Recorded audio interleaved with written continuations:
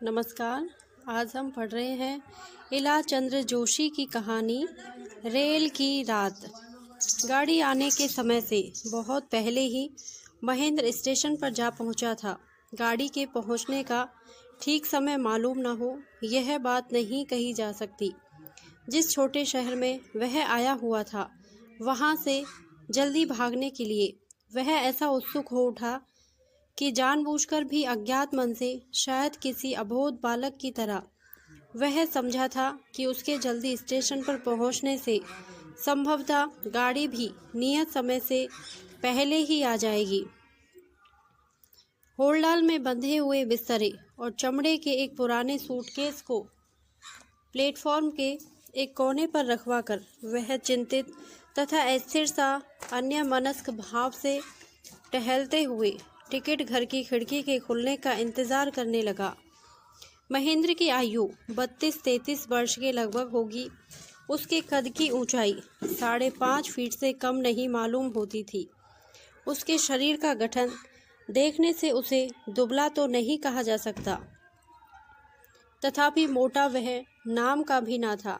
रंग उसका गेहुआ था, कपोल कुछ चौड़ा, भौहें कुछ मोटी किंतु तनी हुई, आंखें छोटी पर लंबी, काली मूछें घनी पर पतली और दोनों सिरों पर कुछ ऊपर को उठी थी।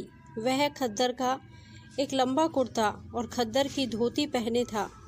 सर पर टोपी नहीं थी। पाँवों में घड़ियाल के चमड़े के बने हुए चप्पल थे। उसके व्यक्तित्व में आकर्षण अवश्य था, पर वह आकर्षण सब समय सब व्यक्तियों की दृष्टि को अपनी ओर नहीं खींचता था। सूरज बहुत पहले डूब चुका था और शुक्ल पक्ष का अपूर्ण गोलाकार चंद्रमा अपने किरण जाल से दिगंतक को स्निग्ध आलोक छटा से विभासित करने लगा था। स्टेशन पर अधिक भीड़ न थी। प्लेटफॉर्म पर टहलते टहलते पूर्व की ओर कदम निकल जाने पर ऐसा मालूम होने लगता था कि चांदनी दीर्घ विस्मृत समतल भूमि पर अलस क्लांति की तरह पड़ी हुई है। झिल्ली झनकार का एकांतिक मर्मर स्वर इस अलसता की वेदना को निर्मम भाव से जगा रहा था, जिससे महेंद्र के हृदय की सुप्त व्याकुलता तिलमिला उठती थी।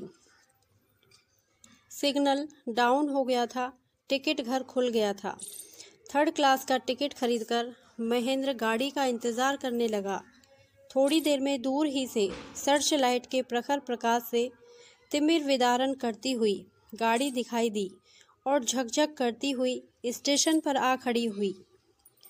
सामने के कंपार्टमेंट में केवल 2 व्यक्ति बैठे थे और वे भी उतरने की तैयारी कर रहे थे। महेंद्र एक हाथ में बिस्तर की गठरी और दूसरे हाथ से सूटकेस पकड़कर उसी में जा घुसा।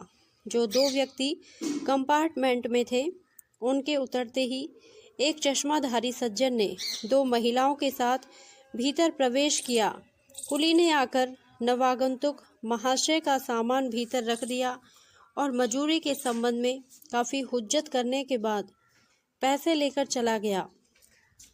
चश्माधारी सज्जन महिलाओं के साथ महेंद्र के सामने वाले बेंच पर बड़े आराम से बैठ गए। मालूम होता था कि वह बड़ी हड़बड़ी के साथ गाड़ी के आने के कुछ ही समय पहले स्टेशन पहुंचे थे और घबराहट में थे कि महिलाओं को साथ लेकर यदि किसी कंपार्टमेंट में जगह ना मिली तो क्या हाल होगा। वह अभी तक हाँफ रहे थे, जिससे उनकी अब तक की परेशानी स्पष्ट व्यक्त होती थी। अब जब आराम से बैठने को खाली जगह मिल गई तो एक लंबी सांस लेकर चश्मा उतार कर रुमाल से मुंह का पसीना पोंछने लगे। पसीना पोंछते पोंछते महेंद्र की ओर देखकर उन्होंने प्रश्न किया, शिकोहाबाद कै बजे गाड़ी पहुंचेगी, आप बता सकते हैं? महेंद्र ने उत्तर दिया, जहां तक मेरा ख्याल है 12 बजे के करीब पहुंचेगी। महेंद्र कनखियों से महिलाओं की ओर देख रहा था। महिलाएं उसके एकदम सामने बैठी थी और यदि दृष्टि सीधी करके स्वाभाविक रूप से उन्हें देखता रहता तो भी शायद ना तो चश्माधारी सज्जन को और ना महिलाओं को कोई आपत्ति होती, पर उसे अपनी स्वाभाविक संकोचशीलता के कारण उनकी ओर स्थिर दृष्टि से देखने का साहस नहीं होता था। दोनों महिलाएं बेपर्दा बैठी थी। उनमें एक की अवस्था प्राय 35 वर्ष की होगी। वह एक सफ़ेद चादर ओढ़े खड़ी थी। दूसरी 22-23 वर्ष की जान पड़ती थी। वह एक गुलाबी रंग की सुंदर सुरुचिपूर्ण साड़ी पहने थी। दोनों यथेष्ट सभ्य और सुशील जान पड़ती थी। ज्येष्ठा के देखने से ऐसा अनुमान लगाया जा सकता था कि किसी समय वह सुंदर रही होगी, पर अब अस्वस्थता के कारण उसका मुखमंडल बिल्कुल निस्तेज जान पड़ता है। कनिष्ठा यद्यपि सौंदर्य कला की दृष्टि से सुंदरी नहीं, तथापि उसके मुख की व्यंजना में एक ऐसी सरल मधुरिमा वर्तमान थी जो बरबस आंखों को आकर्षित कर लेती थी। आज कई कारणों से महेंद्र का जी दिन भर अच्छा नहीं रहा। गाड़ी में बैठने तक वह चिंतित, अन्यमनस्क तथा उदास था, पर गाड़ी में बैठते ही शिष्ट, सुशील तथा सुंदरी महिलाओं के साहचर्य से उसके खिन्न मन में एक सुखद सरलता छा गई। यद्यपि वह संकोच के कारण कुछ कम घबराया हुआ न था, तथापि चश्माधारी सज्जन की भोली आकृति तथा सरल भाव भंगिमाओं से और महिलाओं की शालीनता से उसे इस बात पर धीरे धीरे विश्वास होने लगा था कि उनके बीच किसी प्रकार का संकोच अनावश्यक ही नहीं बल्कि अशोभन भी है। चश्माधारी सज्जन ने चश्मा उतारकर एक रुमाल से उसे पोंछते हुए पूछा, आप क्या शिकोहाबाद जा रहे हैं? जी नहीं, मैं दिल्ली जा रहा हूँ। क्या आप शिकोहाबाद में ही रहते हैं? जी नहीं, मुझे टुंडला जाना है। मैं वहाँ कोर्ट में प्रैक्टिस करता हूँ। इधर कुछ दिनों के लिए घर आया हुआ था। अब अपनी वाइफ को और सिस्टर को लेकर वापस जा रहा हूँ। सिस्टर की तबीयत ठीक नहीं रहती, इसलिए उसे हवा बदली के लिए ले जा रहा हूँ। एक साधारण से प्रश्न के उत्तर में इतनी बातों से परिचित होने पर महेंद्र को नव परिचित सज्जन की बेतकल्लुफी पर आश्चर्य हुआ और वह मन ही मन मुस्कुराने लगा। उसने अनुमान लगाया कि ज्येष्ठा महिला सिस्टर होगी और कनिष्ठा वाइफ। थोड़ी देर में गाड़ी चलने लगी। कोई दूसरा यात्री उस डिब्बे में न आया। चश्माधारी महाशय गाड़ी चलने के कुछ देर बाद ऊँघने लगे। वे रह न सके और बंधे हुए बिस्तर को तकिया बनाकर एक दूसरे बेंच पर लेट गए और लेटते ही खर्राटे लेने लगे। न जाने क्यों महेंद्र के मन में यह विश्वास जम गया कि इन नवपरिचित महाशय का जीवन बड़ा सुखी है। उनकी बेतकल्लुफी तथा उनके मुख का आत्मसंतोषपूर्ण भाव देखकर उनके मन में यह विश्वास जमने लगा था, और जब उसने उन्हें निश्चिंत सोते हुए तथा खर्राटे भरते हुए देखा तो उनकी यह धारणा दृढ़ हो गई। ज्येष्ठ महिला ने भी थोड़ी देर में ऊँघना शुरू किया। वह ऊँघती जाती थी और बीच बीच में जबरदस्त हिचकोला खाती थी तो जाग पड़ती थी। केवल कनिष्ठा महिला पूर्णतः सजग थी। वह कभी खिड़की के बाहर झांककर चांदनी के उज्जवल आलोक में शायद पल पल परिवर्तित प्राकृतिक दृश्यों का आनंद लेती थी। कभी ऊँघने वाली महिला की ओर देखती थी, कभी खर्राटे भरने वाले महाशय शायद अपने पति को एक बार सरसरी निगाह से देख लेती थी, और कभी महेंद्र को स्निग्ध किंतु विस्मय की उत्सुकता से पूर्ण आंखों से देखने लगती थी। उन आंखों की स्थिर दृष्टि जब महेंद्र पर आकर पड़ती थी तो उसे ऐसा मालूम होने लगता कि मोहाविष्ट हुआ जा रहा है और उसकी सारी आत्मा, यहाँ तक कि सारा शरीर भी अपना रूप बदल रहा है, और यह किसी अव्यक्त तथा अतीन्द्रिय मायावी स्पर्श से कुछ का कुछ हुआ जा रहा है। वह उस स्थिर दृष्टि का तेज सहन न कर सकने के कारण आंखें फिरा लेता था। गाड़ी टटर टट टटर टट शब्द से चली जा रही थी।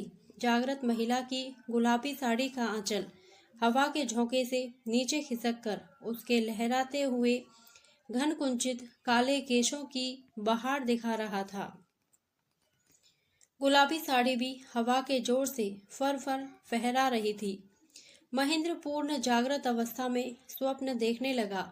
उसे यह भी भ्रम होने लगा कि यह महिला जो इसके पहले उसके लिए एकदम अज्ञात थी और निश्चय ही सदा अज्ञात रहेगी, न जाने किस चिदानंदमय लोक से अकस्मात आविर्भूत होकर उसके पास आ बैठी है और गुलाबी रंग की पताका फहराकर विश्व विजय को निकली है और वह उसका सारथी बनकर उस अनंतगामी रेल रूपी रथ पर चला जा रहा है। सारा विश्व, समस्त मानवी तथा मानसी सृष्टि उसके लिए उस कंपार्टमेंट के भीतर समा गई थी, जिसमें ऊँघने वाली महिला तथा सोए हुए सज्जन का कोई अस्तित्व नहीं था और उसके बाहर क्षण क्षण में परिवर्तित होने वाले अस्थिर माया जगत का चिर चंचल रूप एकदम असत्य, सत्ताहीन सा लगता था।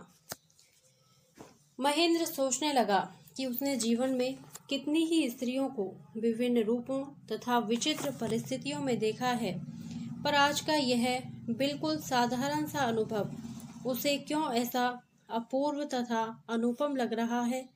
वह सोच ही रहा था कि फिर उस विश्व विजयनी ने अपनी सुंदर विस्मित आंखों की रहस्यमयी उत्सुकता से भरी स्थिर दृष्टि से उसकी ओर देखा। वह मन ही मन संबोधित करते हुए कहने लगा, चिर अज्ञाता, चिर अपराजिता देवी, तुम मुझसे क्या चाहती हो?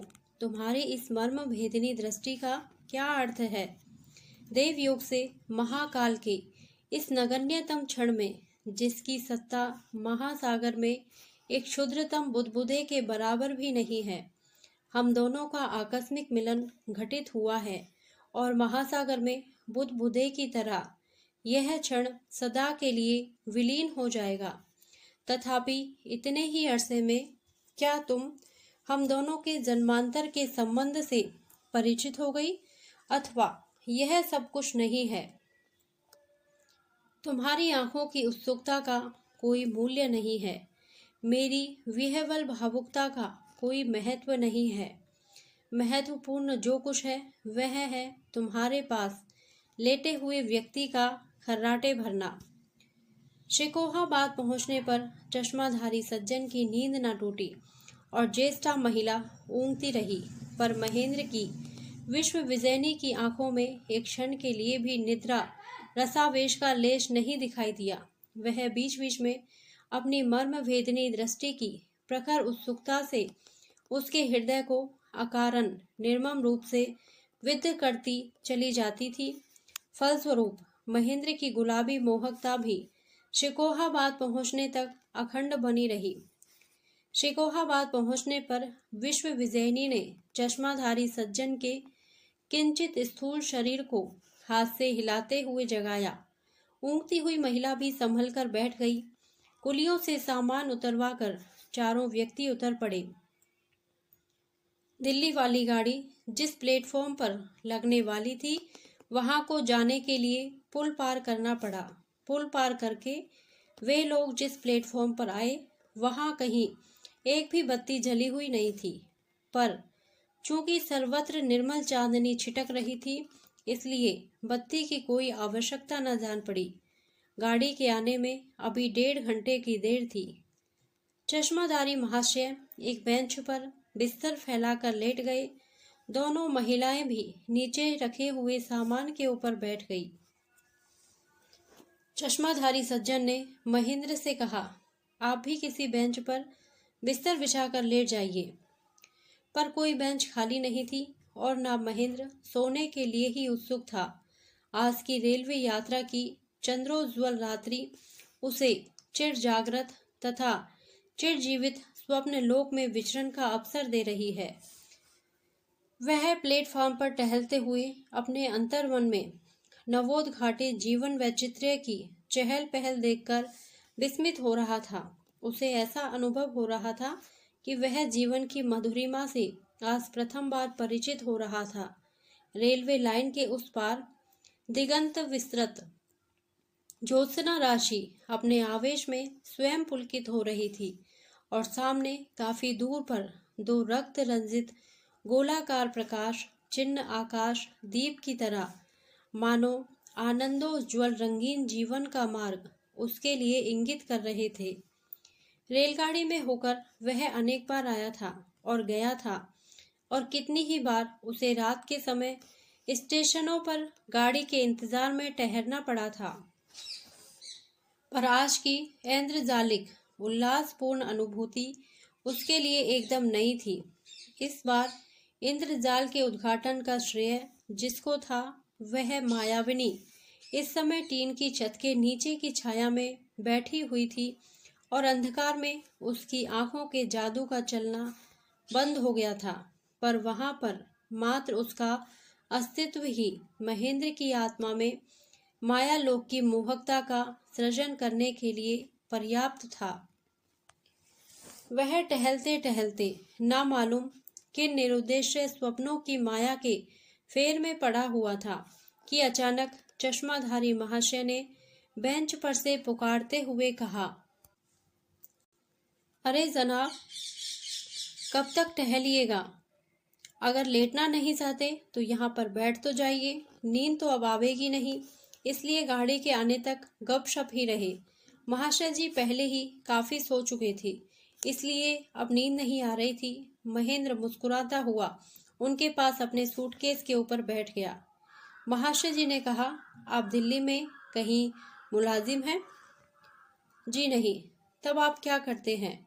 आप खद्दर पहने हैं, क्या आप राजनीतिज्ञ हैं? पहले था, अब नहीं के बराबर हूँ। वह कैसे? इस प्रश्न के उत्तर में महेंद्र ने परम क्लांति का भाव दिखाते हुए कहा, अरे साहब, सुन के क्या कीजिएगा, व्यर्थ में आपके संस्कारों को आघात पहुंचेगा। इस चर्चा को हटाइए और किसी अच्छे विषय की चर्चा चलाइए। स्वभावतः चश्माधारी का कौतूहल बढ़ा। उन्होंने आग्रह के साथ कहा, फिर भी जरा सुने तो सही, आखिर कौन सी ऐसी बात हो गई? महेंद्र की सुप्त स्मृतियां तिलमिला उठी थी। कनखियों से उसने देखा, प्राय अंधकार में बैठी हुई मायाविनी महिला का ध्यान उसी की ओर था। पल में उसके मानसिक चक्षुओं के आगे उसके सारे विगत जीवन के व्यर्थता के दुखद संस्मरणों की झांकी चित्रपट पर क्रम से परिवर्तित होने वाले चित्रों की तरह भासमान होने लगी। भाव के आवेश में आकर उसने कहा, अच्छा तो सुनिए।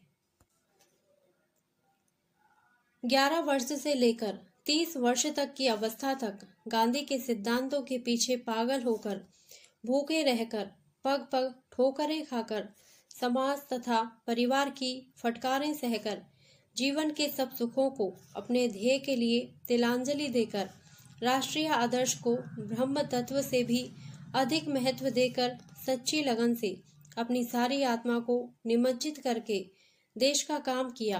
3 बार काफी अवधि के लिए जेल में सड़ता रहा। बार बार पुलिस के डंडे सर पर पड़ते रहे। जमीन जायदाद कुर्क हो गई। माता पिता अपनी कपूत संतान के कारण तबाह होकर मानसिक और शारीरिक पीड़ा की पराकाष्ठा भोग कर चल बसे। पत्नी तड़प तड़प कर अपने भाग्य को कोसती हुई मर गई। फिर भी मैं राष्ट्र से कल्याण के परम ध्येय को स्त्री, परिवार, आत्मा और परमात्मा से बहुत ऊंचा मानता हुआ सच्ची लगन से काम करता रहा। जब अंतिम बार जेल खाने में बंदी मियाद पूरी करने के बाद थका मांदा मन तथा शरीर से क्लिष्ट और क्लांत होकर मैं बाहर आया, तब एक एक करके उन स्नेही जनों की स्मृतियां मेरे मन में उदित हो होकर व्यक्त होने लगी, जिनकी मैं सदा अवज्ञा करता आया था। अपनी पत्नी से मैंने जीवन में शायद 2 दिन भी घनिष्ठता से बातें ना की होंगी। जब मैं बाहर रहता था तो उसके पत्र बराबर मेरे पास आते रहते थे। मैं सरसरी दृष्टि से पढ़कर अवज्ञा से फाड़कर फेंक देता। 1 या 2 बार से अधिक मैंने उसके पत्रों का उत्तर नहीं दिया, और 2 बार जो उत्तर दिया था वह भी 4 पंक्तियों में, बिल्कुल रूखे सूखे ढंग से। अब जब मैं अपने को सारे संसार में अकेला, स्नेह तथा संवेदना से वंचित, असहाय तथा निरुपाय अनुभव करने लगा, तो उसकी भोली भाली सकरुण स्नेह की वेदना से भरी सहज सलोनी मूर्ति प्रतिपल मेरी आंखों के आगे भासित होने लगी। उसके पत्रों में सरल शब्दों में वर्णित कातर व्याकुलता के हाहाकार की पुकार मानो मेरी स्मृति के अतुल गहर में दीर्घ सुप्ति की घोर जुड़ता के बाद अकस्मात जागृत होकर मेरे हृदय पर जलते हुए अंगारों के गोलों से आघात करने लगी। अपने जीवन में कभी किसी बात पर नहीं रोया था।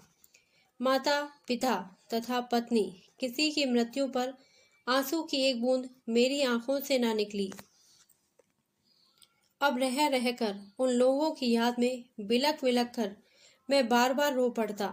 मेरी स्नेहशील पति परायण पत्नी की करुण पुण्य छवि उज्जवल नक्षत्र की तरह मेरी आंखों के आगे स्पष्ट भासमान होने लगी।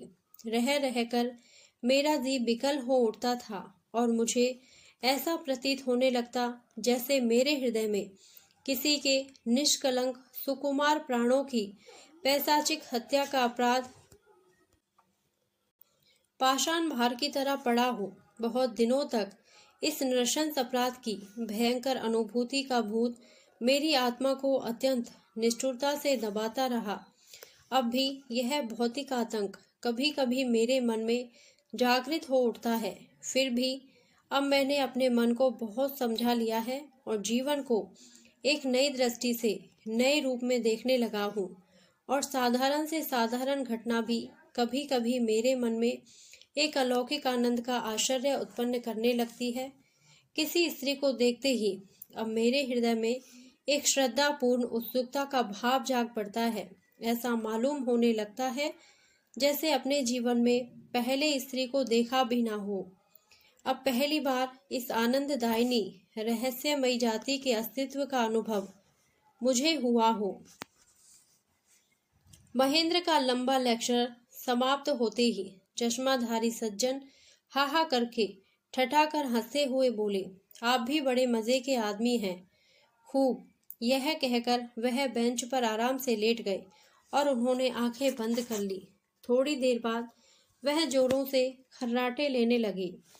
एक लंबी सांस लेते हुए महेंद्र ने प्राय अंधकार में अस्पष्ट झलकती हुई गुलाबी साड़ी की ओर देखा। 2 आंखों की मार्मिक दृष्टि से तीव्र मोहकता उस अर्ध अंधकार में भी विस्मित वेदना की उत्सुक उज्ज्वल रेखाओं को विकसित कर रही थी। महेंद्र पुलक विह्वल होकर मंत्र मुग्ध सा बैठा रहा। घंटी बजी। दिल्ली को जाने वाली गाड़ी के आने की सूचना देते हुए सिग्नल डाउन हुआ। सामने रक्त आकाश द्वीप के बदले हरे रंग का प्रकाश जल उठा। यह हरित आलोक महेंद्र के मानस पट में साड़ी के गुलाबी रंग के साथ मिलकर एक स्निग्ध शुचि सौंदर्य लोक का सृजन करने लगा। थोड़ी देर में दूर ही से गाड़ी का सर्च लाइट दिखाई दिया। चश्माधारी महाशय महेंद्र के जगाने पर फड़फड़ाते हुए उठे। कुलियों ने सामान संभाल लिया। भक भक करती हुई गाड़ी प्लेटफार्म पर आ लगी। बड़ी भीड़ थी। चश्माधारी सज्जन को महिलाओं के साथ कुली लोग इंजन के उल्टी ओर बहुत दूर तक ले गए। कहीं स्थान न पाकर अंत में एक डिब्बे में जबरदस्ती घुस गए।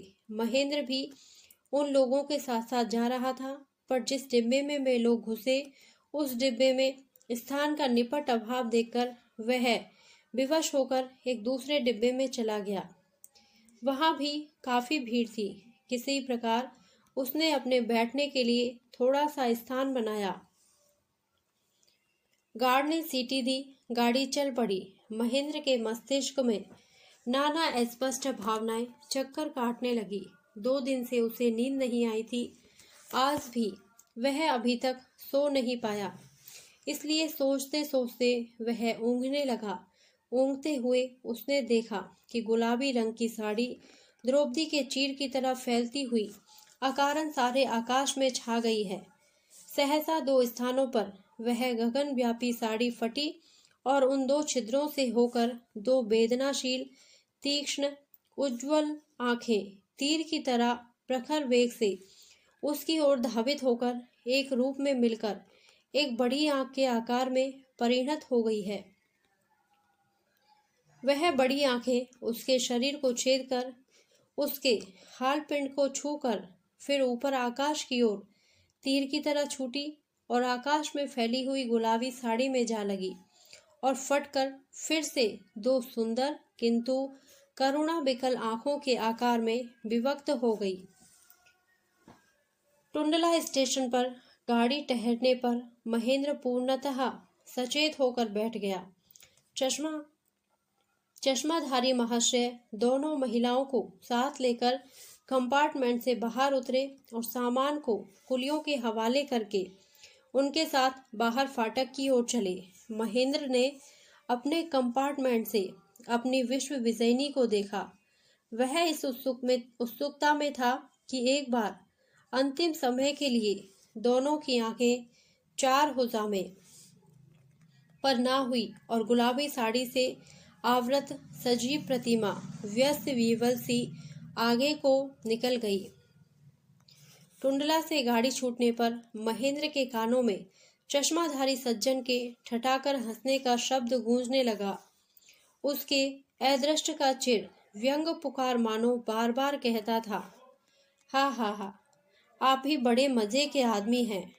खूब धन्यवाद। यदि आपको यह कहानी अच्छी लगी हो तो प्लीज़ मेरे वीडियो को लाइक करें, शेयर करें और मेरे चैनल को सब्सक्राइब करें। Thank you.